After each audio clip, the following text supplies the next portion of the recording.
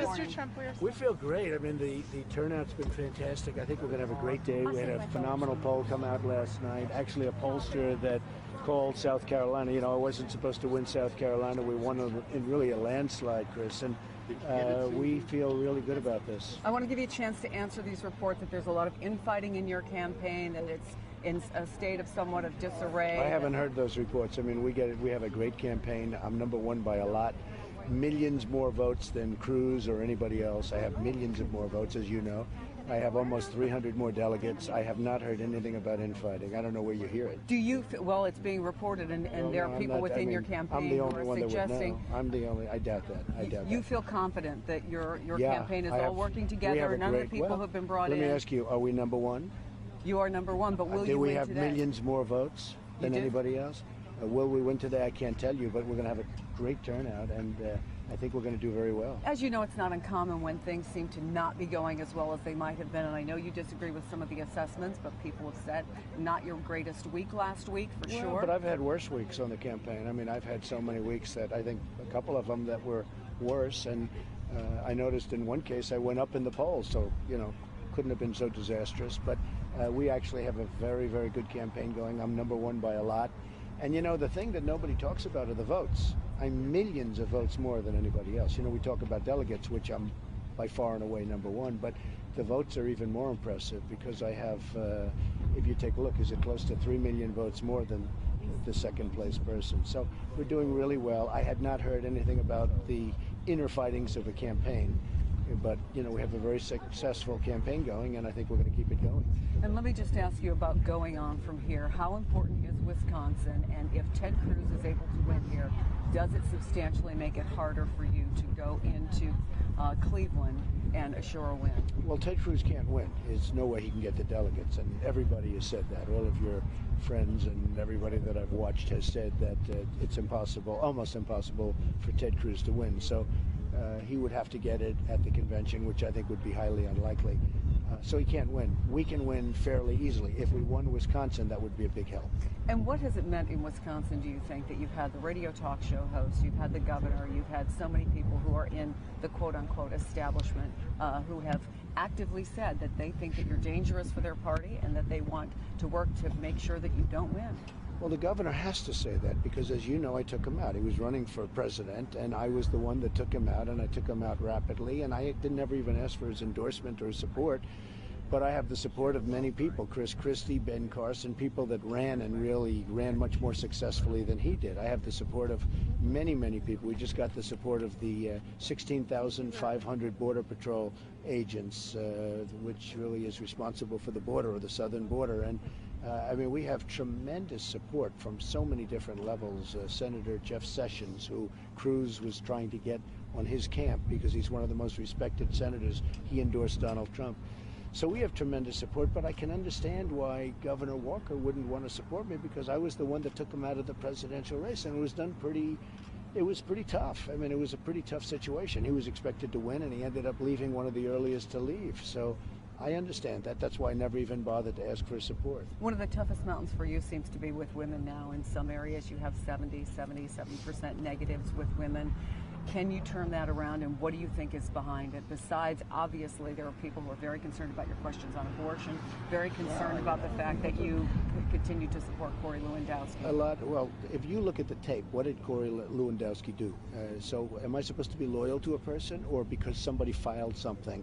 Because if you look at the complaint, I mean, people have, we don't have to get into it now, but people have looked at that tape and they're trying to say, what did he do wrong? So I have to be loyal to people, just like I'll be loyal to the people of this country. But when you analyze it, it's called give me a break. As far as women are concerned, nobody respects women more than I do. Not even close. Nobody respects women more than I do. And I get a very big, I'll tell you why, because I get a very unfair press. I get a very, very unfair press having to do with women and many other things. Phyllis I mean, I am supports Mr. Trump. That's right. Phyllis endorsed Phyllis, Mr. Trump, and I told that to Charlie Sykes last week. Yeah. And Charlie Sykes, I mean, this guy's third rate. He's a third-rate talent, and he frankly, and the governor, you know the story with the governor, but the women, I think that I'm going to do very well with women. We just had a big meeting, many women at the meeting, and they like me best because they say you're best with the military, you're best with the borders, you're best for security. And I said, I'm going to be best for women's health issues, much better than Hillary, much better than anybody else. So I think we're going to do fantastically well with women. If you don't win here, Mr. Trump, will it be because you misread or your campaign misread the Wisconsin electorate? Do you think that perhaps you might have come in here knowing that you beat him and not been so tough on the governor, not been so tough on a radio talk show host who frankly is very popular here and very well respected? The state is not doing particularly well. It's average compared to other states surrounding. The governor has a good press. The governor's a nice man. I mean, he gave me a plaque because I supported him a year ago. You know, a year ago I was like establishment, right? I supported him. I gave him a lot of money because I liked him because he was a fighter. But the truth is his results are not very good. They're very average, even less than average in many cases. They're losing jobs. They're going to other countries. And I let people know. And I let people know, too, when I was running against him as president. And I talked about what's going wrong. And it was something I didn't want to do. But he had to leave the race because when I brought out the facts, he was unable to answer what I said.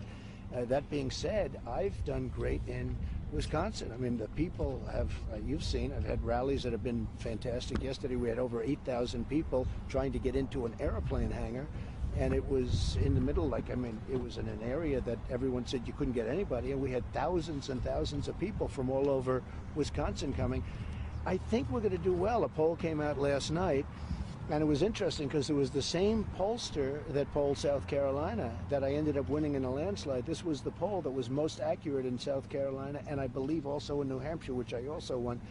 So it's going to be interesting to see, but I think it's going to be a great day in Wisconsin. And I think we're going to do very well. I don't know, but I just, based on the enthusiasm, how do you think we're going to do in Wisconsin? Great! I think we're going to do really well. I hope so. And finally, no changes anticipated in your campaign staff. You have full confidence in everyone within it, and you see no signs of any kind of unrest or infighting within your campaign. No, it's just the media again. I get the most unfair media. Nobody ever even called me. This is the first time I've been asked this question. Nobody's ever called me about this. We're number one in every category, number one in delegates, number one in votes by millions. I don't mean by like 2 votes, by millions and millions of votes.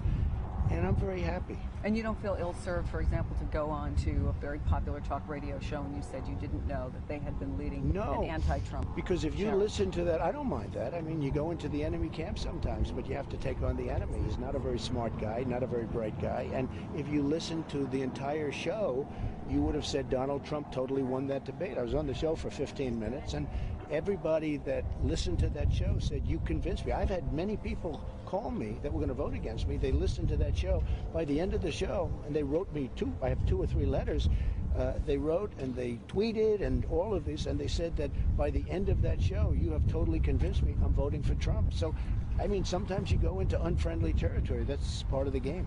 And that's what you consider Wisconsin to be? No, you said about a radio talk show host. See, that's what I mean about the dishonest media. I'm asking you a question, allowing you to answer Excuse me. You're asking me about a show host, and I said it was that he was unfriendly territory. Then you say, is that what Wisconsin? Well, you also talked about the governor. No, that's so dishonest. You also talked about the governor. No. Look, that's called, you know what that's called? Dishonest media. That's called dishonest reporting. Well, let me ask you, I think I'm going to do great. New York and Pennsylvania, what's the strategy? Excuse me. I think I'm going to do great in Wisconsin. The polls are showing me doing really, really well in New York, New Jersey, Pennsylvania, Connecticut. I mean, it looks like we're going to have tremendous victories there. And but right now, I'm interested right here. We'll see how we do tonight, and I think the results will surprise you.